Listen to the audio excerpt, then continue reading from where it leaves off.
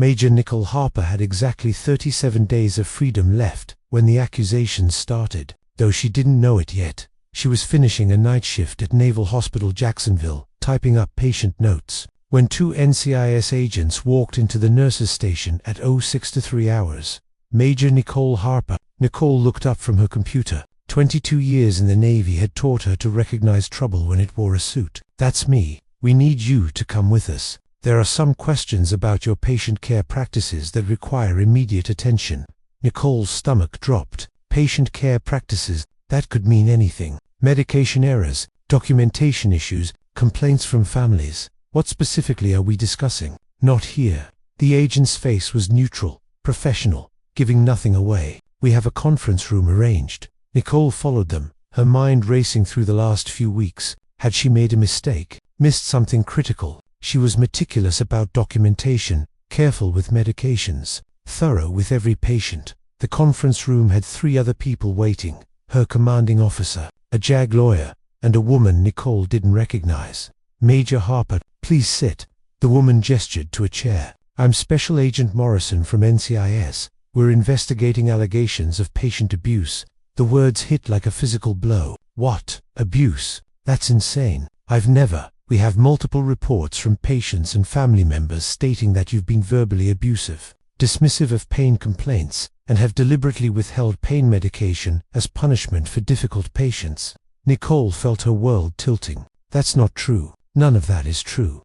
We have written statements from 3 different families. We have audio recordings from one patient's room. We have testimony from other staff members who witnessed your behavior." Morrison slid a folder across the table. "This is serious, Major. If these allegations are proven, you're looking at dishonorable discharge, loss of benefits, and possible criminal charges." Nicole opened the folder with shaking hands. The accusations were detailed, specific. A patient claiming Nicole had called him a whiner and told him to man up when he requested pain medication. A family stating Nicole had refused to answer their questions and had been cruel and dismissive. Staff members reporting they'd heard Nicole make inappropriate comments about patients. "I don't understand. I never said any of this. I never." "The audio recording is particularly damning," Morrison interrupted. She pressed play on a digital recorder. Nicole's voice came through the speaker, clear and unmistakable. "Stop acting like a baby. You're not dying. You're just looking for drugs. I'm not enabling your addiction." Nicole's blood ran cold. That was her voice. But she'd never said those words. Had she? When was this recorded? 2 weeks ago. Room 347. Petty Officer James Martinez. Nicole remembered Martinez. Post-surgical patient. Difficult case. Lots of pain medication requests. But she'd never spoken to him like that. She was sure of it, wasn't she? "Major Harper, do you deny that's your voice?" "It's my voice, but I wouldn't say something like that. I don't remember this conversation." "Are you saying the recording is fabricated?" "I'm saying I don't remember saying this because I didn't say it. Or if I did, there has to be context that's missing." Morrison exchanged glances with the other agent. "Major, we've interviewed Martinez extensively. He states you were alone in his room when you made these comments. There's no missing context. There's just you, verbally abusing a patient in pain." Nicole felt panic rising. "This doesn't make sense. Check my record. 22 years of exemplary service, not a single complaint. Not one. Why would I suddenly start abusing patients? That's what we're trying to determine." Morrison leaned forward. "Major, some people develop compassion fatigue, burnout, start treating patients as obstacles instead of people. Is that what happened? Have you been struggling with the demands of the job?" "No. I love my job. I love my patients. This is someone is setting me up. Someone fabricated this. Fabricated a recording with your voice. Convinced 3 separate families to lie. Got multiple staff members to corroborate." Morrison's skepticism was clear. "That's quite a conspiracy theory." The meeting lasted 3 hours. By the end, Nicole was suspended pending investigation. Her access to patients was revoked. She was told not to discuss the case with anyone. She drove home in a daze, trying to understand what was happening. Someone was destroying her. Someone had recordings that sounded like her voice saying things she'd never said. Someone had convinced families and staff to make statements against her. But who? And why? Nicole spent the next 2 weeks trying to prove her innocence. She reviewed her own documentation, pulled records of every interaction with Martinez and the other patients who'd complained, found nothing that supported the accusations. She reached out to colleagues. Most were supportive, but cautious. A few avoided her entirely. One nurse, Lieutenant Sarah Kim, pulled her aside in the parking lot. "Nicole, I need to tell you something, but you can't say it came from me." "What?" "Martinez, the patient who filed the complaint, he's connected to someone on staff. I don't know who, but I overheard him on the phone saying, 'Don't worry, she'll be gone soon.' The recordings are perfect." Nicole's heart hammered. He admitted the recordings are fake. I don't know if they're fake or manipulated or what, but he knew about them before they were officially reported, like he was expecting them. Kim looked nervous. "Nicole, I think someone is targeting you, and I think Martinez is part of it. Why would anyone target me? I don't know, but be careful. Whoever's behind this has resources. They've convinced NCIS, they've got multiple witnesses. This isn't amateur." After Kim left, Nicole sat in her car, thinking, someone with resources, someone who could manipulate recordings, someone who could coordinate, multiple false witnesses, someone who wanted her destroyed. She made a list of everyone who might have a grudge against her. Former colleagues she'd reported for mistakes, patients she'd had difficult interactions with, anyone who might want revenge. The list was short. Nicole had spent 22 years being professional, by the book, careful not to make enemies, except for one person, Commander Robert Nash, her ex, who she'd divorced 3 years ago, who'd threatened to make her pay for leaving him, who worked in hospital administration and had access to patient files, staff schedules, and security systems, who was capable of exactly this kind of calculated destruction. Nicole called her lawyer. "I think I know who's behind this, and I need to prove it before he destroys me." The investigation took another week. Nicole's lawyer hired a digital forensics expert to analyze the audio recordings. The expert's report was damning. The recordings were manipulated. Nicole's voice was real, but the words had been spliced together from multiple conversations, edited to create dialogue that had never actually occurred. "This is sophisticated work," the expert explained. "Whoever did this had access to extensive recordings of your voice, probably hours of footage from security cameras or devices planted in the hospital. They created a voice model and used it to manufacture these statements. Can you prove it was manipulated?" "I can show the edit points. I can demonstrate that the acoustic signatures don't match a continuous conversation, but I can't prove who did it." Nicole took the report to NCIS. Morrison reviewed it skeptically. "This is interesting, but it doesn't exonerate you. It just means someone with technical skills edited recordings. That doesn't mean the content is false. Maybe they edited out parts where you said worse things. Or maybe they created false evidence to frame me. Why would anyone do that?" Nicole took a breath. "My ex-commander Robert Nash. He works in hospital administration. He has access to security footage. He has motive, and he has the technical skills to do this." Morrison's expression shifted. "You're accusing a superior officer of fabricating evidence. I'm saying he has means, motive, and opportunity, and I'm asking you to investigate him. Based on what evidence? A theory? A bitter divorce?" Morrison shook her head. "Major, unless you have proof Commander Nash was involved, this just looks like deflection. Then give me time to find proof. You have 1 week. Then we proceed with the formal charges." Nicole spent that week digging. She pulled Nash's work schedules and cross-referenced them with the dates of the alleged incidents, found he'd been on duty each time, had access to the areas where recordings were supposedly made. She interviewed Martinez again, with her lawyer present, pushed him on inconsistencies in his story. He stuck to his script but became nervous when asked about his connection to Nash. "I don't know any Commander Nash," Martinez insisted. "Then why does your phone record show 3 calls to his office number in the week before you filed your complaint?" Martinez's face went pale. "I was calling about my medical records, that's all." "Why would you call administration about medical records instead of your care team?" "I don't remember, it was weeks ago."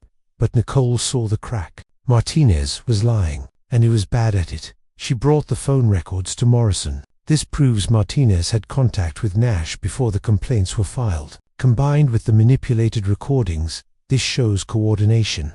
Morrison studied the records. "It shows phone calls. It doesn't prove conspiracy." "Then what would prove it? What evidence do you need?" "I need Commander Nash to admit to fabrication." or I need someone who witnessed him creating the recordings, or I need proof that Martinez was paid or coerced. Without that, all you have is circumstantial evidence and suspicion. Nicole felt desperation creeping in. So Nash gets away with this.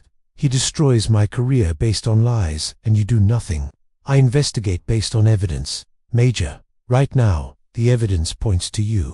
That night, Nicole made a decision. If NCIS wouldn't investigate Nash properly, she would. She knew it was risky, knew it could make things worse, but she was already facing dishonorable discharge. She had nothing left to lose. She accessed Nash's office after hours, used her old key code he'd never changed it after the divorce, went through his computer files, found folders labeled with dates matching the alleged incidents. Inside those folders, raw security footage from the hospital, hours of recordings, Nicole's voice in dozens of conversations with patients, clean audio files that someone with editing software could splice together into anything they wanted, and an email sent from Nash's personal account to Martinez's personal account. Subject line: payment for services rendered. Nicole photographed everything, downloaded the files, left the office exactly as she'd found it. She had her proof. Nash had been systematically recording her, creating manipulated audio, and coordinating with Martinez to file false complaints. She took everything to Morrison the next morning. Morrison reviewed the evidence. Her expression shifted from skepticism to concern. Major, how did you obtain these files? I found them in Commander Nash's office. Did you have authorization to access his office? Nicole's stomach sank. No. Did you have a warrant? No. So you broke into a superior officer's office, accessed his personal computer without authorization, and stole files. Morrison closed the folder. Major Harper, everything you just showed me is inadmissible. It was obtained through a legal search, and now you've committed a crime to prove your innocence. Nicole felt her world collapsing. But it proves Nash fabricated everything. It proves I'm innocent. It proves you're guilty of unauthorized access, theft of documents, and potentially espionage depending on what was in those files. Morrison's voice was hard. I was willing to believe you might be innocent of the abuse charges. But now you've given me proof that you're willing to break the law, to prove I was being framed, which doesn't excuse breaking into a superior officer's office. Morrison stood. Major Harper, I'm adding charges of unauthorized access and theft of government materials. You've just made your situation significantly worse. Nicole sat in the JAG lawyer's office, watching her defense collapse in real time. Let me understand this correctly. Her lawyer, Captain Rodriguez, said slowly. You had evidence that the recordings were manipulated. You had phone records showing communication between Nash and Martinez. You were 1 week away from potentially having those charges dismissed, and you decided to break into Nash's office. I had to prove it. You had to prove it legally, through proper channels, with warrants and official investigations. Rodriguez ran his hands through his hair. Nicole, what you did is textbook evidence tampering. Even if what you found proves Nash fabricated everything, we can't use it. Worse, you've now proven you're willing to break rules when you think you're justified, so Nash wins. He destroys me with fake evidence and gets away with it. Nash hasn't won yet, but you've made it exponentially harder to defend you. Rodriguez pulled up a document on his laptop. Here's where we stand. Original charges of patient abuse are still active. Now we add unauthorized access to a secure computer system. Theft of classified materials. Some of those files you took contained patient information and, potentially, destruction of evidence since you removed files from your system. I didn't destroy anything. I copied without authorization, which is theft. Rodriguez leaned forward. Nicole, the best case scenario now is a plea deal where you admit to the break-in charges in exchange for dropping the abuse charges. You'd get dishonorable discharge, lose all benefits, and likely serve time in the brig for trying to prove I was innocent, for breaking the law. Regardless of your motivation, Rodriguez's voice softened. I know this feels unfair, but the military justice system can't function if people take investigation into their own hands. We have rules for a reason, and those rules are letting Nash get away with framing me. Then we prove it legally. We subpoena his computer. We get warrants. We do it right. With what probable cause? Morrison already said the evidence I found doesn't count. How do I get a warrant for Nash's computer when the only proof I have is inadmissible? Rodriguez was quiet, because they both knew the answer. She couldn't. The trap was perfect. Nash had fabricated evidence against her. Nicole had found proof of the fabrication, but obtaining that proof illegally made it useless while simultaneously making her look guilty of worse crimes. She'd been trying to prove her innocence and had instead guaranteed her conviction. Nicole's preliminary hearing was scheduled. The charges now included both the original patient abuse allegations and the new unauthorized access charges. Rodriguez had filed motions to suppress the illegally obtained evidence, but everyone knew those motions would be denied. The night before the hearing, Nicole sat in her apartment, going through everything for the 100th time. Nash had won. He'd created false accusations that would be hard to disprove. Then he'd goaded her into breaking the law to find proof. And now she'd be convicted, not because she was guilty of abuse, but because she was guilty of trying to prove she wasn't. It was brilliant, vicious, and perfectly executed. Her phone rang. Unknown number. She answered without thinking. Major Harper. This is Lieutenant Commander James Park. I work in the IG's office. His voice was cautious. I need to meet with you. Tonight, there's something you need to know about Commander Nash. Who is this really? I'm ID. I've been investigating Nash for 6 months on a separate matter, and I think your case and mine are connected. Nicole's heart hammered. What separate matter? Not over the phone. Can you meet me? Against her better judgment, Nicole agreed. They met at a coffee shop off base. Park was younger than she'd expected, intense, carrying a folder he kept close. Major Harper. 6 months ago, a civilian contractor filed a complaint against Commander Nash, alleging sexual harassment. We opened an investigation, found evidence he'd been systematically targeting female staff members, creating hostile work environments, using his position to punish women who rejected his advances. Why wasn't he charged? Because 3 weeks before we were going to bring charges, every piece of evidence disappeared from our secure server. Video footage, witness statements, documentation, all gone. Park's jaw tightened. Someone with high-level computer access deleted everything. We suspected Nash, but couldn't prove it. What does this have to do with me? When I heard about your case, I started digging. Found out you were Nash's ex-wife. Found out he'd made threats after your divorce. And I realized he's done this before. Created false accusations, manipulated evidence, destroyed women who crossed him. Park slid the folder across the table. I can't officially give you this, but I can't officially stop you from looking at it either. Nicole opened the folder. Inside were personnel files. For women who'd worked at the hospital over the past 5 years, all had been investigated for misconduct. All had been cleared or charges were dropped. All had previous conflicts with Nash. He's been doing this for years, Park said quietly, using his position to manufacture evidence against women he wants to destroy. You're just the latest. Why? Are you telling me this? Because IG investigations work slowly. By the time I build a case against Nash, you'll already be convicted. Your career will be over. And he'll just do this to someone else. Park met her eyes. But if you had documentation showing a pattern of behavior, showing Nash has done this before, that might give your lawyer ammunition for your defense. This folder shows pattern, but it doesn't prove he fabricated evidence in my case. No, but it establishes motive, means, and history. Combined with the forensic analysis showing the recordings were manipulated, it might create reasonable doubt. Park stood. I can't testify officially without compromising the IG investigation. But this folder can accidentally find its way into your lawyer's hands. And sometimes, that's enough.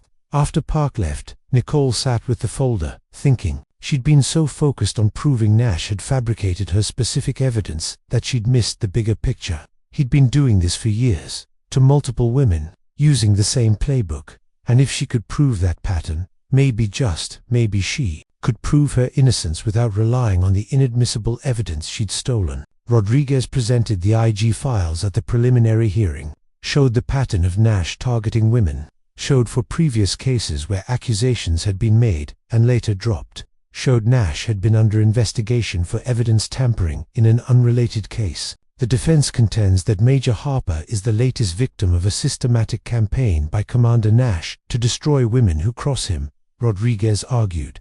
The forensic analysis shows the recordings were manipulated. The pattern of behavior shows Nash has done this before, and the investigation shows he had motive, means, and opportunity. The prosecution objected. Pattern evidence doesn't prove Commander Nash did anything wrong in this case. and Major Harper's illegal actions breaking into his office. She's capable of violating regulations when she decides the rules don't apply to her. The judge considered both arguments. I'm going to allow the IG files as evidence of pattern and motive. However, I'm also allowing the prosecution to present evidence of Major Harper's unauthorized access as evidence of her willingness to break rules. The judge looked at Nicole. Major Harper, you've created a situation where both you and Commander Nash appear to have violated regulations. This hearing will determine which violation is more serious. The hearing lasted 2 days. Park testified carefully, walking a line between helping Nicole and compromising his investigation. The forensic expert testified about the manipulated recordings. Martinez, under pressure, admitted he'd been in contact with Nash, but claimed it was unrelated to the complaints. And then Nash himself took the stand. He was smooth, professional, denied everything. I had no involvement in Major Harper's patient care issues. Yes, we were married. Yes, the divorce was contentious, but I would never fabricate evidence against anyone, let alone my ex-wife. He looked directly at Nicole. I think she's suffering from paranoia, seeing conspiracies where none exist, and I think her breaking into my office proves she's lost perspective. Rodriguez Crosig, Commander Nash, explain why Martinez called your office 3 times in the week before filing his complaint. He was inquiring about medical records, routine administrative matter. Explain why you had hours of security footage of Major Harper's patient interactions on your personal computer. I review security footage as part of my administrative duties. Hospital security, staff performance, routine. Explain why you had those specific files organized by date, matching the alleged incidents. I organize files chronologically. That's standard practice. Every answer was plausible. Every answer had an innocent explanation, and Nash delivered them with calm professionalism that made Nicole's accusations sound like paranoid conspiracy theories. The judge deliberated for 3 hours. His decision: the evidence suggests Commander Nash may have had inappropriate involvement in Major Harper's case. However, the evidence also proves Major Harper committed serious violations by accessing his computer without authorization. I'm referring Commander Nash's conduct to the Inspector General for investigation. As for Major Harper, I'm finding probable cause to proceed with court-martial on the unauthorized access charges. The patient abuse charges are dropped due to questions about evidence reliability. Nicole felt relief and despair simultaneously. She wasn't being charged with abusing patients, but she was being charged with crimes she'd committed, trying to prove her innocence. Rodriguez leaned over. This is actually good news. Unauthorized access carries much lighter penalties than patient abuse. We might get you out of this with just a reduction in rank and administrative discharge. So I lose 22 years of service, my benefits, my career, everything. But not your freedom, and not your reputation as someone who abused patients. Rodriguez squeezed her shoulder. Sometimes that's the best we can hope for. The court-martial was brief. Nicole pled guilty to unauthorized access, was sentenced to reduction in rank, to captain, administrative discharge, and loss of 20% of benefits. Commander Nash was still under IG investigation. Park had told her privately that they were building a strong case, but it would take time. Nicole found work at a veterans clinic in Georgia. The pay was half what she'd made in the Navy. The work was harder, and she carried the weight of knowing she'd destroyed her own career trying to defend it. But she also knew something else. 1 month after her discharge, Commander Nash was arrested. The IG investigation had found evidence of evidence tampering in 5 separate cases over 6 years. His computer access had been used to fabricate or manipulate evidence against 7 different women who'd either rejected him or crossed him. Professionally. The case made national news. Senior naval officer arrested for systematic evidence fabrication. Nicole's case was mentioned as one of the incidents. Her unauthorized access was noted, but in context of a woman who'd been desperately trying to prove she was being framed. Some media portrayed her as a victim. Others portrayed her as someone who'd broken the law, regardless of justification. Both were true. 3 years later, Nicole was the director of nursing at the Veterans Clinic. Nash was serving 8 years in federal prison. The Navy had formally apologized to Nicole and reinstated partial benefits. They'd offered to reinstate her rank, offered to clear her record, offered to acknowledge that her actions, while technically illegal, had been undertaken in legitimate self-defense. Nicole declined. I broke the law. she told the Navy representative. "I knew what I was doing, and regardless of why I did it, I did it. I don't want to be rewarded for that. But you were right. Nash was fabricating evidence, and I was guilty of unauthorized access. Both things can be true." Nicole met his eyes. "I'm not interested in being a victim. I made choices. Some were right, some were wrong. I'll live with the consequences." Nicole gave a lecture at a nursing conference on ethics and evidence in military medicine. She talked about her case openly, about being falsely accused, about finding evidence illegally, about being technically guilty of the crime she was charged with, even though she was innocent of what she was originally accused of.